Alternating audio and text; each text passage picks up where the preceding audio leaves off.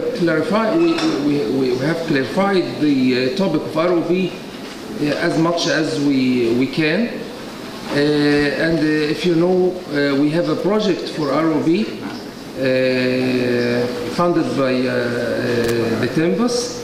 It was not here, but it was nearby town called Mahalla with Dr. Ihab and Mansoura. And I think they have a very good results, and they have now have a project just to clarify the problem for all in this one session. This session for one of these steps for the project to clarify how ROV is a problem.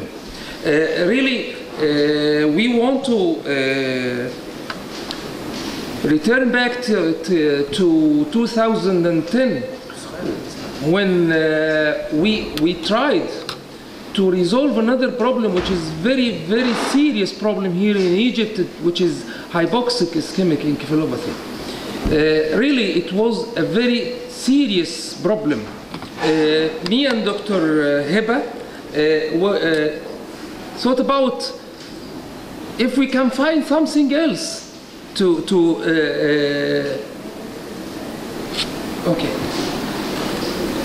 resolve this problem.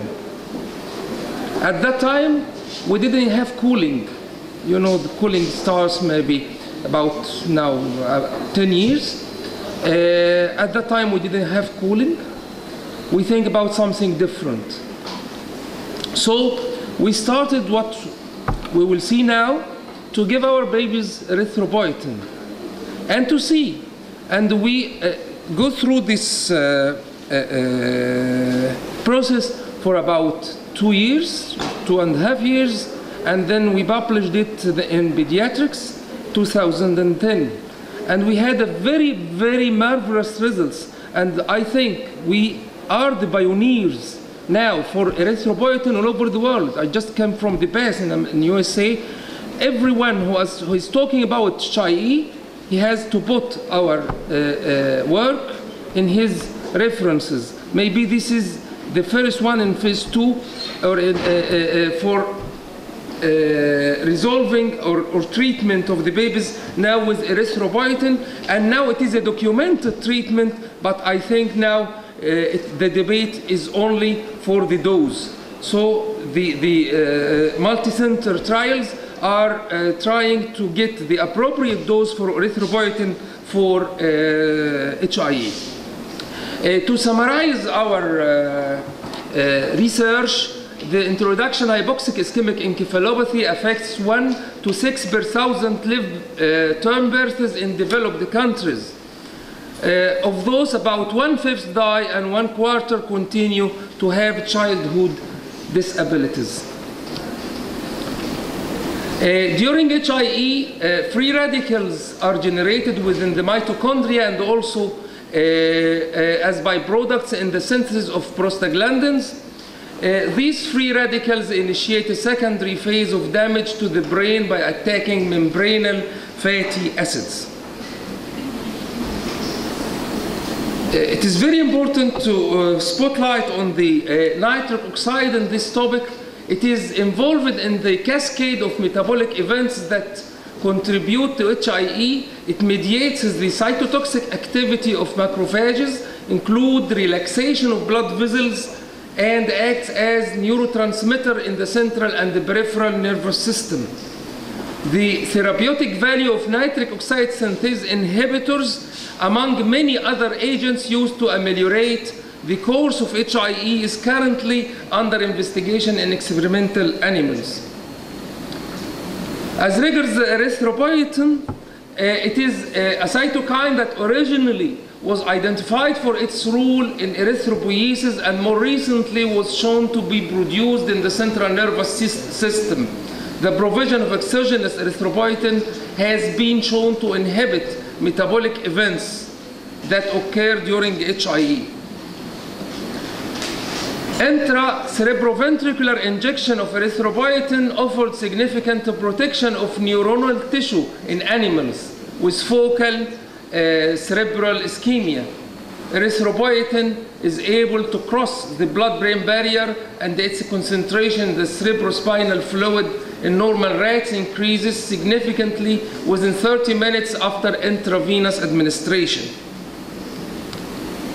Erythropoietin also offers a neuronal protection when administered systemically to animals suffering from global and focal cerebral ischemia. In adults, patients with a stroke, the administration of erythropoietin ameliorate the course of the disease. So as you notice now, all what we talk about in erythropoietin was concerned with animals. So our trial at that time was the first trial in human beings. The potential immediate protective effects of erythropoietin includes decreased nitric oxide production, activation of antioxidant enzymes, reduction of glutamate toxicity, inhibition of lipid peroxidation, and reduction of inflammation. Long-term protective effects of erythropoietin include generation of neuronal anti-apoptotic mechanisms, stimulation of angiogenesis, and modulation of neurogenesis. Therefore, erythropoietin has recently, at that time, received much attention and is speculated to have a role in the protection of infants with HIE.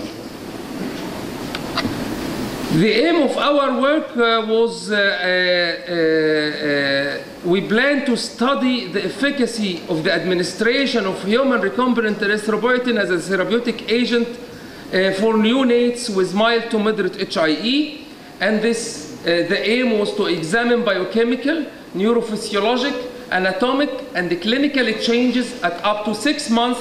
And we now, I think our babies now are 4 or 5 months. One of my babies was at my clinic maybe 3 or 4 months ago. She was one of the tops in her class. She was suffering HIE with convulsion grade 2 HIE. It is my patient, I know her. I give her erythropoietin. She is one who included in our trial. She is marvelous. Maybe I think she knows about 1/3 of Quran. She knows it, yes. The aim was up to 6 months associated with the systemic administration of erythropoietin in neonates with mild to moderate erythropoietin. We designed a prospective randomized double-blind case-control pilot trial. Setting what was in NICU Tanta University Children's Hospital. We had informed consent. The patients, we conducted a prospective case-control pilot trial with 45 neonates in 3 groups. That is a normal healthy group, 15, and HIE erythropoietin group, another 15, and an HIE as a control group. We didn't give erythropoietin, another 15 subjects. The normal healthy group included neonates without any history, finding suggesting perinatal asphyxia, because we didn't get at that time a reference for nitric oxide. We want to get a reference in that age, so we get another for these 15 patients not suffering from HIE. Our inclusion criteria: born infants at gestational age 38 to 42 weeks, Apgar scoring less than 3 at 5 minutes, or delayed first breath more than 5 minutes after birth, profound metabolic or mixed acidosis with serum bicarb concentration less than 12 millimole at initial blood gas analysis, evidence of moderate or moderately severe encephalopathy such as lethargy, seizures, abnormal reflexes, hypotonia in the immediate neonatal period. Our exclusion criteria: twin gestation, maternal neuroendocrinal disturbances, chorioamnionitis or congenital infections, low birth weight less than 2.5 kilograms, congenital malformations, chromosomal abnormalities, and intrauterine growth retardation.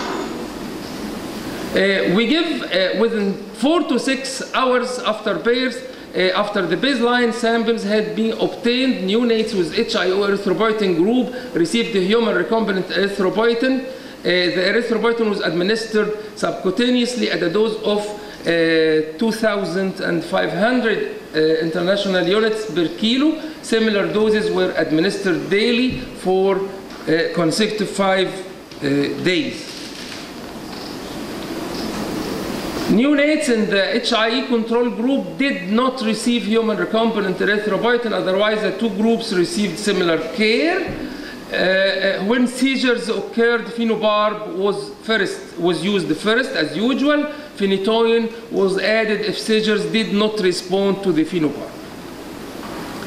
Our laboratory evaluation for our infants' blood samples were obtained for measurement of nitric oxide levels shortly after birth before any intervention.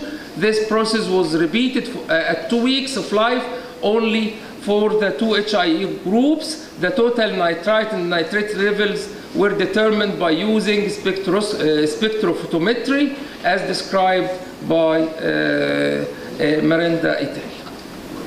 Electroencephalography, EEG was performed at enrollment and was repeated after 2 weeks of age with a digital computerized apparatus. Brain MRI, infants with HIE who survived in both groups were transported to the MRI unit at radiology department after 2 weeks and when they were clinically stable. This, our results.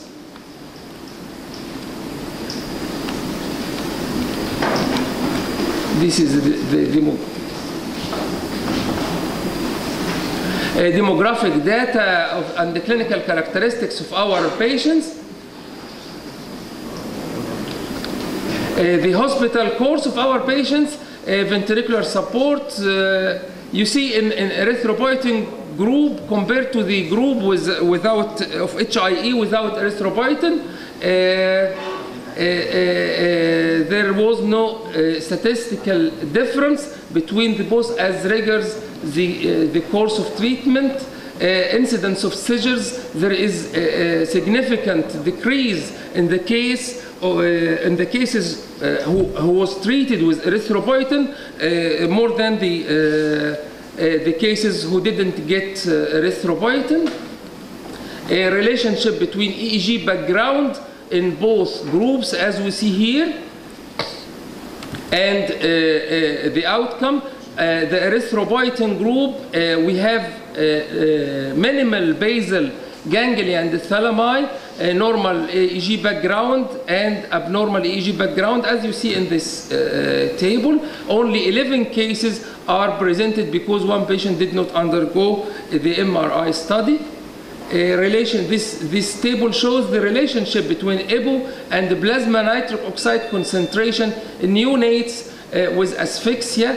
You see, we correlate the status of the baby or the progress or of the disease by the level of nitric oxide because it is the mediator for this process of HIE. Death and neurologic outcome at 6 months, there was a great difference or significant difference between two groups. At the end of our study, the early administration of erythropoietin to infants with mild to moderate HIE was efficacious in controlling seizures, improving EEG background, and producing favorable neurodevelopmental outcomes at 6 months, and for now, at 4 and 5 years for some patients who are still following in our clinic. And thank you.